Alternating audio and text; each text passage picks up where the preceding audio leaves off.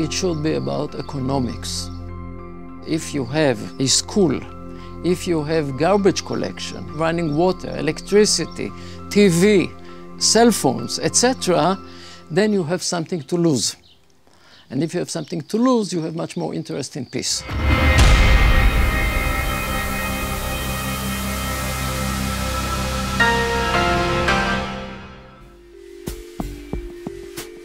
Borders is really a major question because I believe that we are one of the countries on earth that, officially speaking or formally speaking, have almost no borders. Until 1917, there were no borders in the Middle East. You could move from Damascus to Jerusalem, to Cairo, to Riyadh, and to Mecca and Medina with no need to present your passport anywhere. We were promised this land, Genesis 12. This is a divine promise.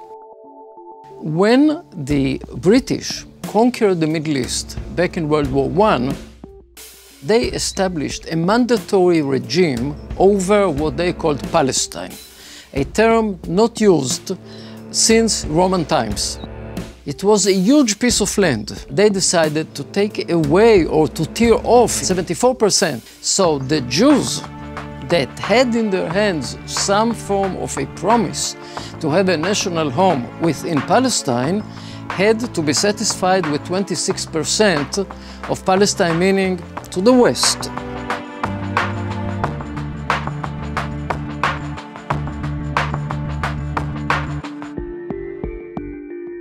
In 1967, we were attacked by Jordan. Israel conveyed to King Hussein a series of ultimatums. We are going to retreat if you stop shelling Jerusalem and other settlements all over Israel. And he insisted on continuing, and eventually Israel occupied or liberated the West Bank of the Hashemite Kingdom, or as we prefer to call it in its Jewish old name, Judea and Samaria.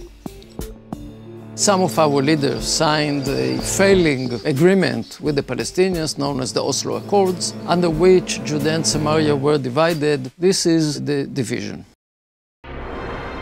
This is Israel, a story told through maps. Ancient history reveals a land promised to the Hebrews in 1200 BC. After that, things get fuzzy. Empires rise and fall, and as one foreign power conquers another, Israel's borders and boundaries blur. By 1920, the land is controlled by the British, and it is called Palestine, based on a name given by the Roman Empire in the 2nd century. The British have declared it the Jewish homeland. And then, in 1947, the UN votes in favor of a plan for Jews and Arabs to divide the land. The Jewish side accepted the plan. The Arabs launched a war. Now, this is Israel, according to the map. Get ready, because it changes. Israel won her war of independence. Then, in 1949, armistice agreements paused the conflict and drew a line that marks today's West Bank. But there were more battles, like the Six-Day War and the Yom Kippur War.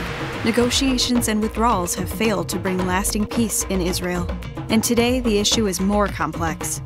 Because for the last century, opposing peoples have made their homes in a contested strip of land. Within Israel's state lines, the boundaries are still blurry. But one thing is clear: the pathway to peace is not on a map.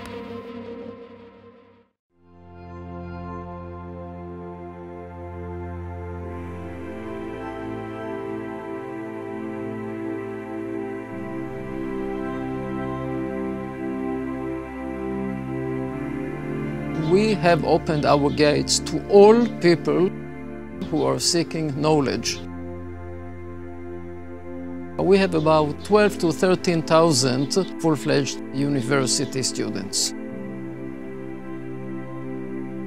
We have everyone: Palestinian, Israeli student population, ultra-Orthodox Jews, we have secular Jews, we have Druze students, Bedouin students, you name it, we have it. When we teach the Israeli side, we teach the Arab side, and we tell our students, look, we don't care which side you'll take. As long as academically you are sound, you're safe.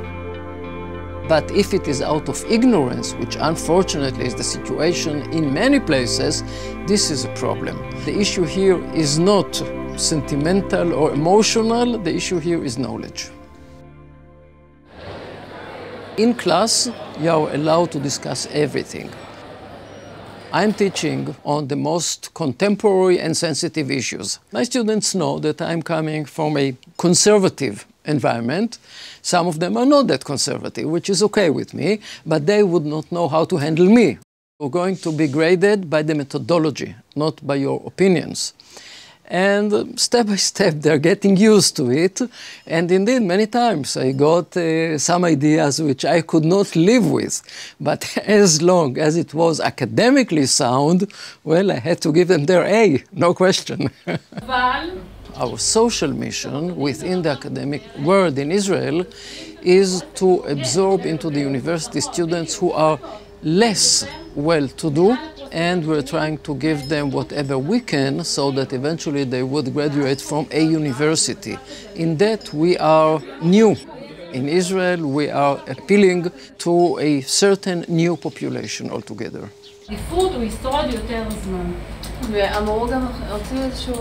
If you're not a graduate of a college, you might encounter some difficulties in getting a good job. And this is why we insist on taking these new populations into the university and giving them the expertise that they need in order to get a better job and a better future. Academia is all about questioning everything. So question me, ask me, challenge me. Our gates are open to everyone. However, the Palestinian Authority has barred all Arab students from coming to our university. So we have no Palestinian students from Judea and Samaria. However, we do have Israeli citizens who are Arab.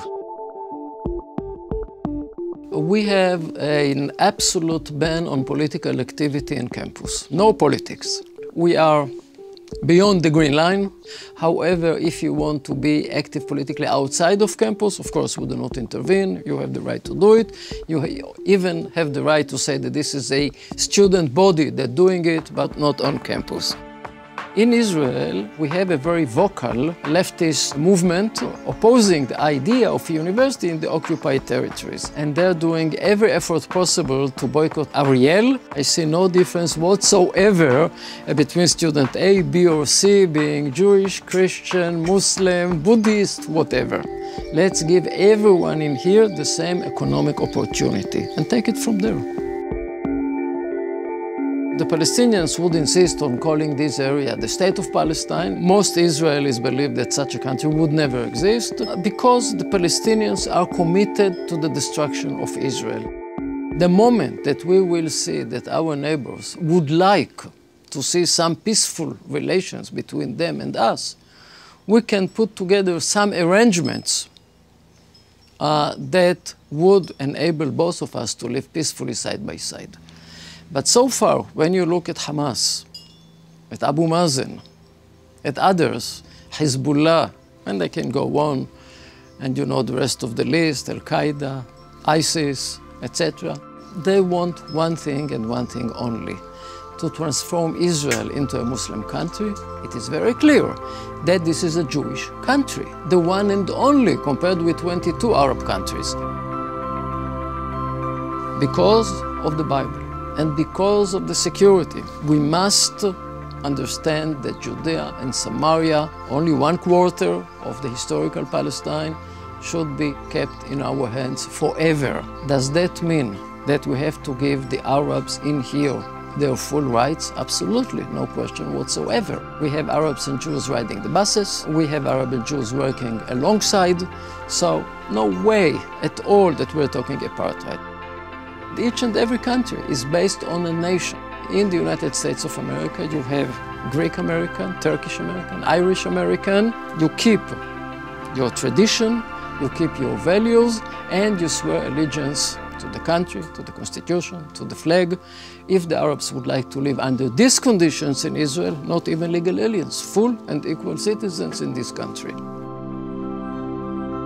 In the United States, time is money. In here, time is a curse.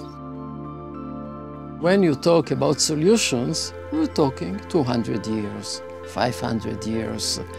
And therefore, this is one of the major mistakes that are committed by foreign well-wishers, because they would like, and each and every new president would send an emissary to the Middle East to make peace. You cannot make peace. You can only bring together the parties to agree on some tactical moves. But if you raise your hopes too high, then even the tactical moves are impossible.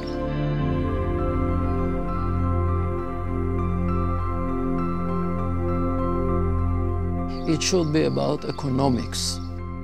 If you have a school, if you have garbage collection, running water, electricity, TV, cell phones, etc., then you have something to lose. And if you have something to lose, you have much more interest in peace. We like to draw lines. Political, religious, ethnic, economic. It's human nature. And while borders and boundaries are necessary and important, they come with a side effect. They keep us apart. They become barriers, not just physically, but mentally. And sometimes mental barriers are even more challenging to overcome than the ones found on a map. Even still, there's a cross-section of Israeli society that is looking beyond the barriers to see the people on the other side. Thank you for joining us as we provide a spiritual insight of what God is doing in Israel and in the Middle East. If you want to learn more about what God is doing in Israel, make sure to visit us on our webpage and follow us on social media. Shalom, and God bless you from Jerusalem.